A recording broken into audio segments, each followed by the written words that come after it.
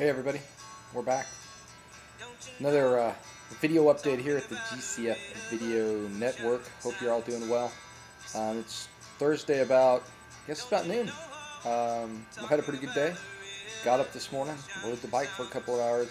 Another set of 1-minute intervals. You know how much I love those. So, it's been okay. Had a little lunch with Kathy. Really enjoyed that. And so now we're looking at the afternoon, and so I thought I'd take a few minutes and chat with you guys before I go in, and I'm doing a little curriculum development for later on in the year for fall semester, and hopefully I can do some of that stuff now so that I can give some thought to it and get prepared. Anyway, back in front of the bookcase here, and by the way, the thing you see over my, I guess it would be my left shoulder here. I don't know how you guys are seeing it, but some angels that Kathy's sister made for her. She makes one every Christmas for us. So it's kind of neat because they're handmade. They're clay-fired, glazed. Really cool. I dig them. So to get into what we're going to talk about today, looking at verse 1 in chapter 12, I'm going to read a little bit out of the NIV version of Scripture here. Again, Paul's letter to the Hebrews, probably. And he writes, "Therefore, since we are surrounded by such a great cloud of witnesses, let us throw off everything that hinders and the sin that so easily entangles, and let us run the race with endurance." And I want to talk about kind of the middle bit there. We've talked about the last bit, Christianity is an endurance event. I'm going to talk a little bit more later on about that first part of that. That's this great cloud of witnesses is such a beautiful idea, and hopefully maybe we can get a little stuff in. I'm hoping I'm working on something to add some stuff to the video network where we to talk a little bit about some of those great witnesses that Paul's talking about specifically. But I want to talk about, let us throw off everything that hinders and the sin that so easily entangles for a minute. True story here. I had got my mountain bike the year before. I had decided that because there weren't a lot of road races and a lot of time trials, that I would use some mountain bike races as training races. So the series was called the GAP series back then, Georgia Association of Promoters, and it was a bunch of bike race shops and promoters that put on this mountain bike series. It had about 10 events. First event was up near Athens, a little place called Hawks Creek Farm. From what I understand, it was a guy who basically had a bunch of land that he had built mountain bike trails on, and every year he'd invite everyone up to the trails. So I think it's like March 7th, March 8th. It's early in March, and if you know the weather here in Georgia in March, a little so-and-so, and all week it had just poured, rained, buckets. Well, it clears up Thursday-ish. Friday, it's clear. They decide to run the race. When we get up there, and my particular group I'm racing with was the last groups to go off.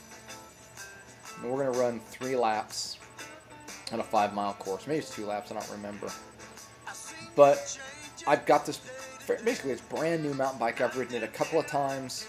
I feel pretty good about it. I know I'm fast. I know I'm strong.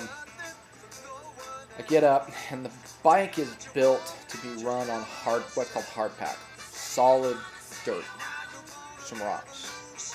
What we've got, in place it's hard packed, but in a lot of the course it's just muddier than all get out. And so I get on the bike and I start riding and I start racing. And the thing that's kind of interesting is, as we go through the race, you have to understand we're one of the last groups to go, so they're going to put 250 other racers are going before us, and they're going to turn 1,000 laps by the time we get to our last lap on the course. And that last lap, we're riding through muck. And there's one particular part of the course where we go through this sort of this lowland, swampy kind of area anyway. But what's happened is, because of all the rain hasn't drained out, it's actually become kind of the best way to put it is a wetland. There's about 1 inch of standing water in a lot of this. And what it does is it hides all the roots. And so you're going to go along what you think the trail kind of is, which it's raised up a little bit, but you don't see the roots. The roots are all slippery. By this time, for me, my tires, which don't have really high knobs, they're shallow knobs for running faster on hard pack, are totally coated with mud. They're caked with mud. I have no traction. My drivetrain, gunked up with mud. My clipless pedals, gunked up with mud. I'm covered head to toe with mud that's come up, and from I think one other little crash that I had.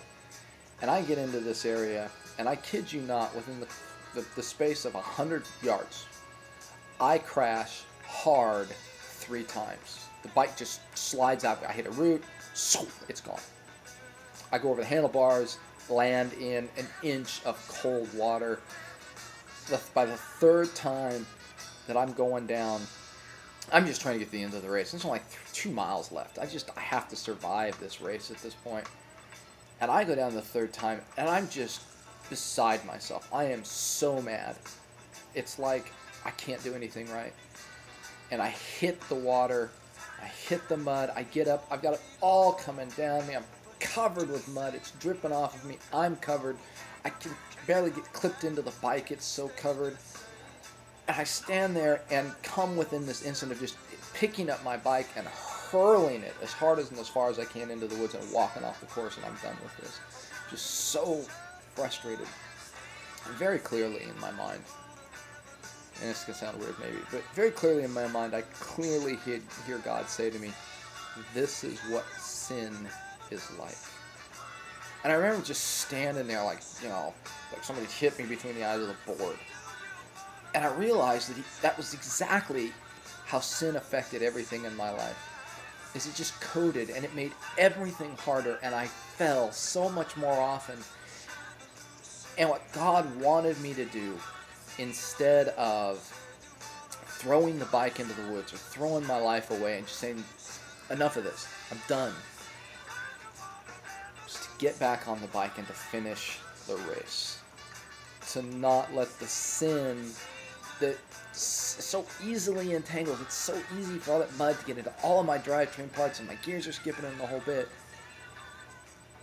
Instead of walking away, first off, we try to live a life with as little sin as we can, because it's going to gunk up our lives. Everything's going to be harder because of sin. But secondly, when we sin, not to throw our lives away, not to become defined by the mud that clings to us, not to become defined by everything around us, but instead to get back on the course. And this is where setting our eyes on Jesus, like we talked about last week, becomes so important. Instead of looking at the mud and the gunk on my bike and all that, it was get to the end, finish the race. And I ended up not doing great, but I finished 8th, which was great out of a field of 40. I went out and got better gear. I got better tires to put on my bike for the next race and the whole bit. But as we look at our lives, let us avoid the sin. Let's get rid of the sin when we can. But when we stumble and when we fall, let's get back up. There's this beautiful story that's attributed, and I don't know exactly where it comes from. It's the Desert Fathers story or something from Mount Athos, where all the monasteries are, or many of the monasteries are. It's just a story about someone who went to visit the monastery, and he saw these monks, and they seemed to be just going through this sort of regular litany, or liturgy perhaps is a better word, with this sort of routine that didn't seem to be very connected with the real world. And this person said, "What is it that you guys do all day?" And the monk turned to him and he said, "We fall and we get back up, and we fall and we get back up." And the guy realized that the monks just like us.